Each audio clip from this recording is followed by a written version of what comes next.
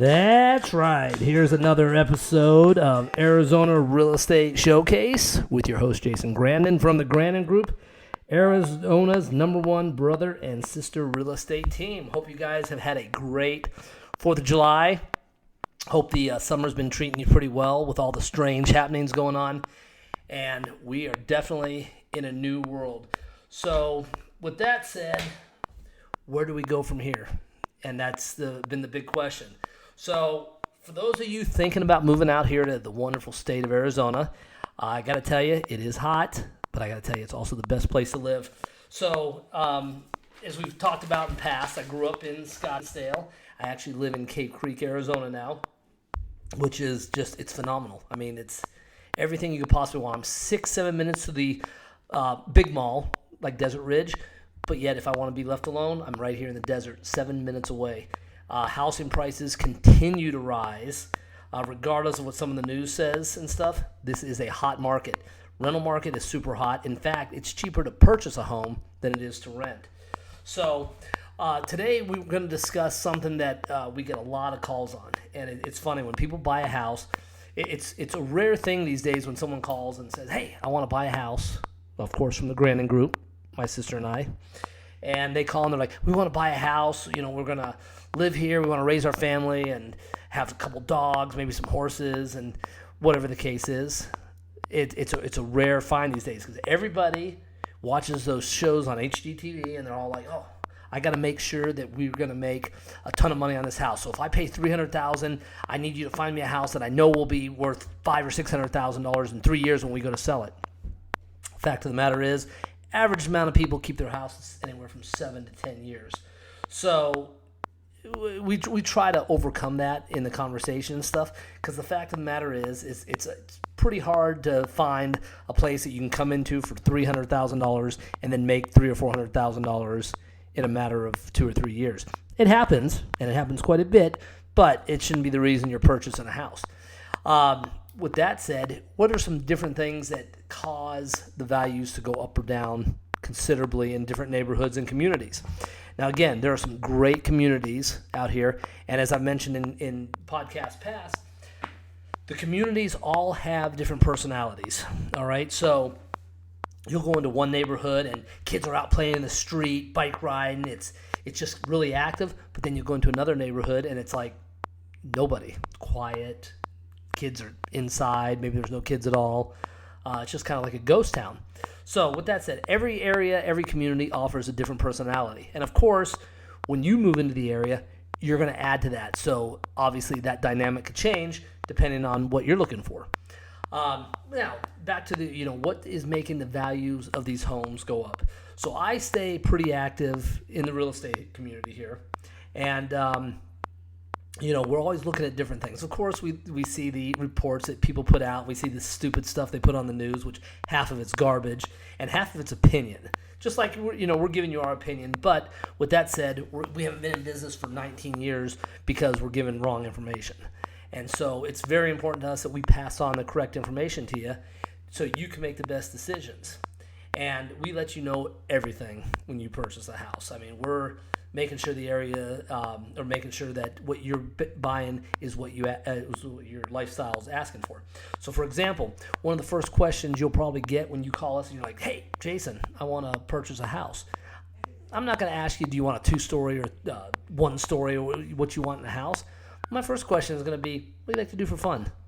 What kind of lifestyle do you have? Do you like to go out hiking and biking? Or are you more that you just want to go upstairs and be left alone? Because, you got condos, you got high-rise townhomes. We have everything to fit what you need. But again, things change and the areas change. So one of the things that I've been very active in lately is schools.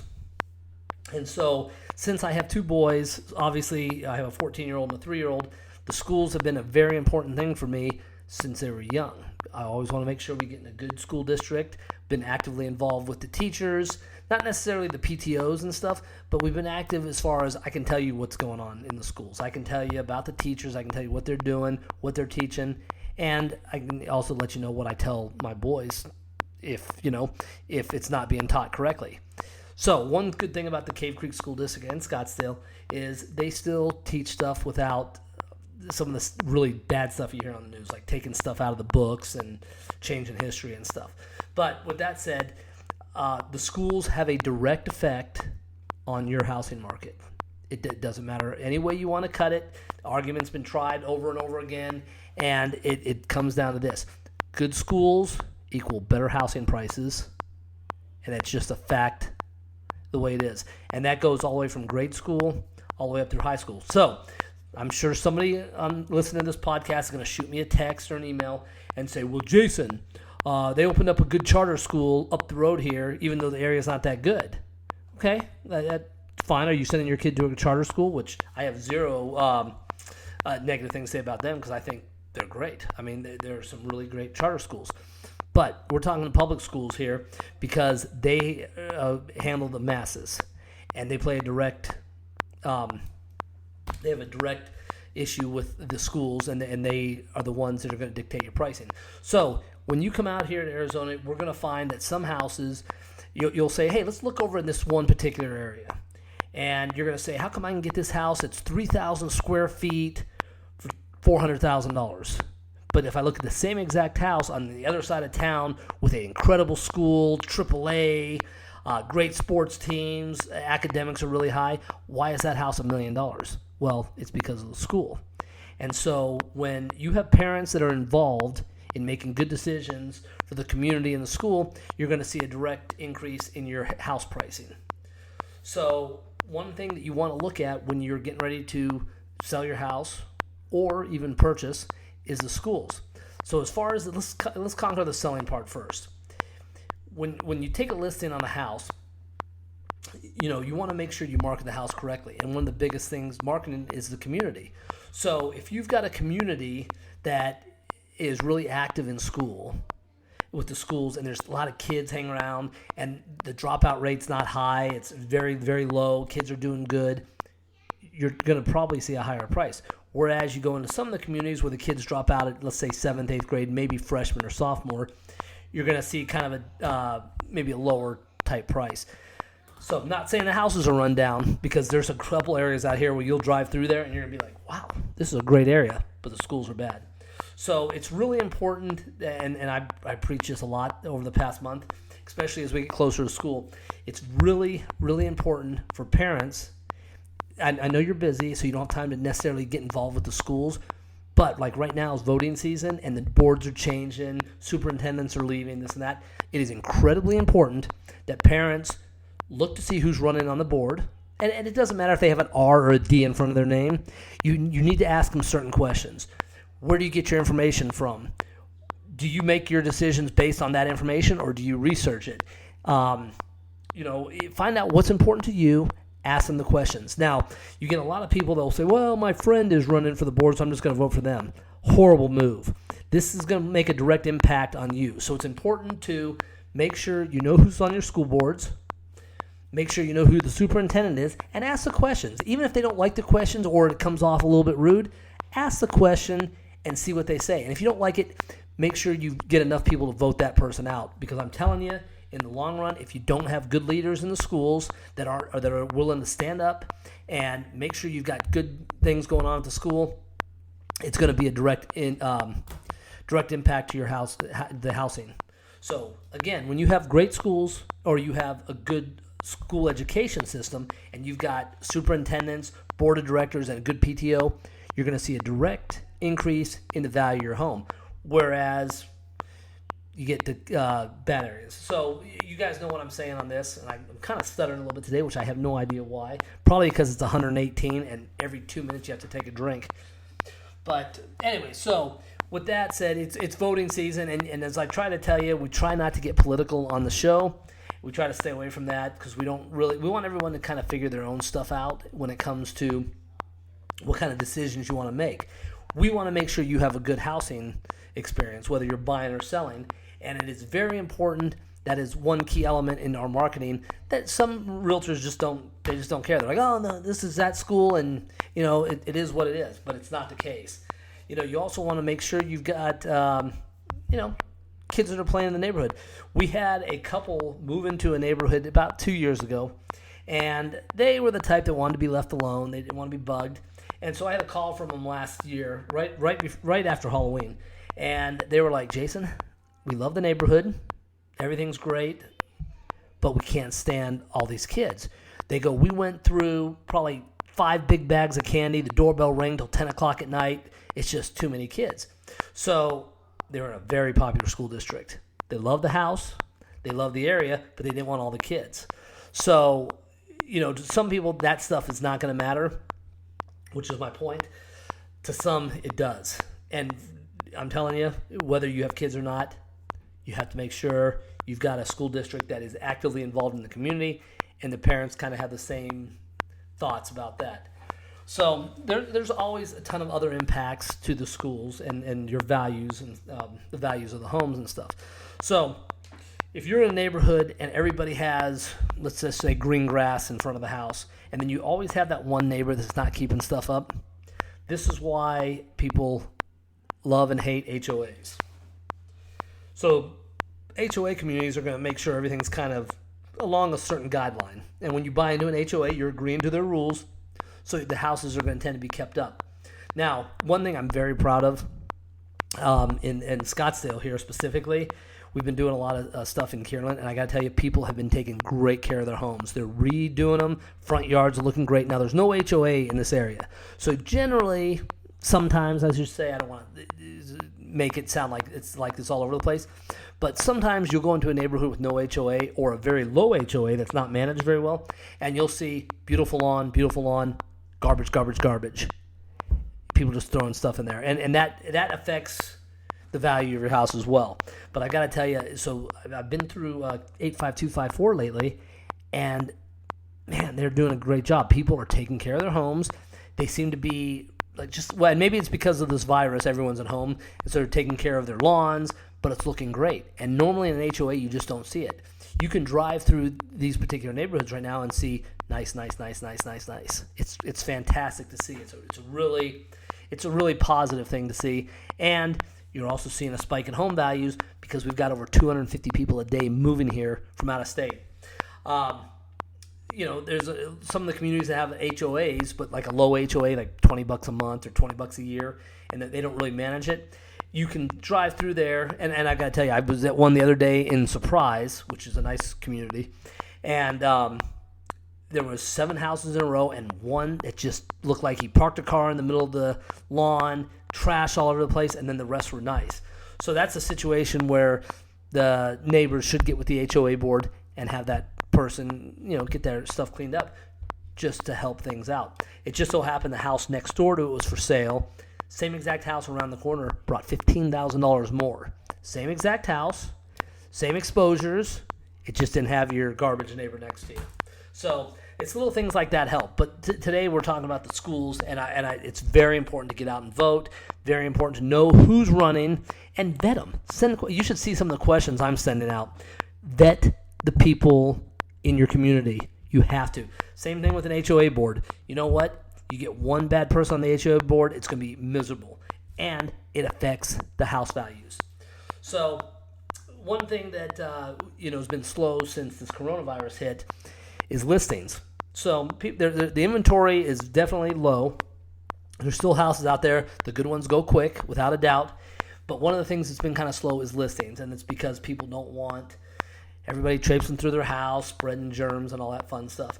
So I get several calls a week on this. Is it a good time to list my house? It's hot outside. It's, I don't want people coming through the house. I don't want open houses.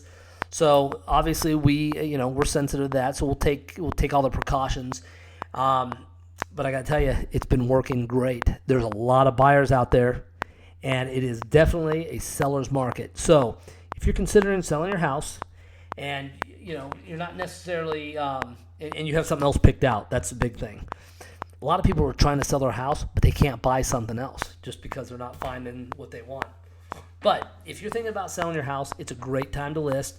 There's some great marketing programs out there that us at the Grandon Group have that have been really impressive and have really worked. And out of the past 3 or 4 homes we've had listed in the past month, every single one sold for over what asking, and every single one has been sold within a 2 or 3 day window max with multiple offers.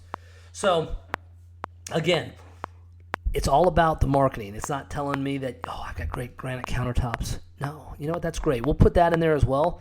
But you know what? It's middle of July. July, what is it, 8th today? School starts in less than a month. So you know what? Let's promote the schools. Let's say, hey, you know what? I've got a 3-bedroom, 2-bath house with a pool located next to this top-rated high school. And, it's just a great area. We're asking this much because blah, blah, blah. It's a great marketing ploy, and it's a great way to sell your house. So even if you're considering selling your house yourself, which I do not recommend ever, but utilize the things that are in your neighborhood. Talk about the great HOA you guys have. Talk about the great schools. Talk about the different things that are in your community. Maybe, they have the ice cream truck out every week or something. There's a lady in our neighborhood who brought the ice cream truck out a couple weeks ago and paid for everyone's ice cream. So little things like that always go a long way to helping you get top dollar for your house. So I know many of you can't believe we're already here at July 8th. I mean, we're almost a week past 4th of July, which was not the best 4th of July this year. It was nice. I was fortunate. I got to spend my time in Breckenridge. But, lack of fireworks and all that other fun stuff kind of put a damper on stuff. But you know what? Don't let this get you down. Market's hot. Arizona's hot. Both hot in the market and hot outside. But there's some great things coming up. So do not let it be a discouragement. And I'll tell you what, there's still some great deals out there on loans. Past 2 pre-quals we got, both parties are under 3% on their loan. So if you need some good lenders, there's some great lenders out there. We'll be more than happy to give you some phone numbers. And then also, really happy about this. Our TV show will be starting on one of the local networks here, I believe in August. We're prepping the shows now. Feel free. It's called The LOCKBOX. That's the name of the show. It'll be on Facebook. So for those of you that have not been on my Facebook page or following or Twitter, it's Jason Grandon, Jason H. Grandon.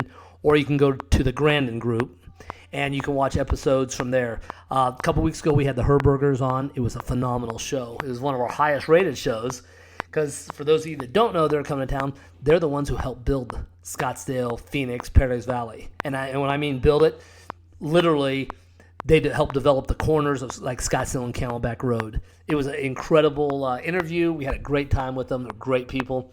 And we've got some really great things coming up.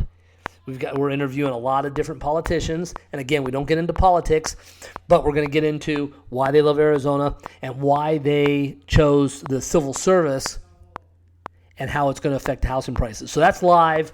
You'll be able to see it on TV, and if you guys have any ideas or there's something you want to hear about, something you need me to do, shoot it over. I love it. I mean, this is your show, and if it wasn't for you guys, I wouldn't be sitting here recording these podcasts. So I've got to tell you, thank you very, very much. It really means a ton that you guys take your time to listen to podcasts. I know there's a lot of experienced people out there. I know there's some great podcasts out there.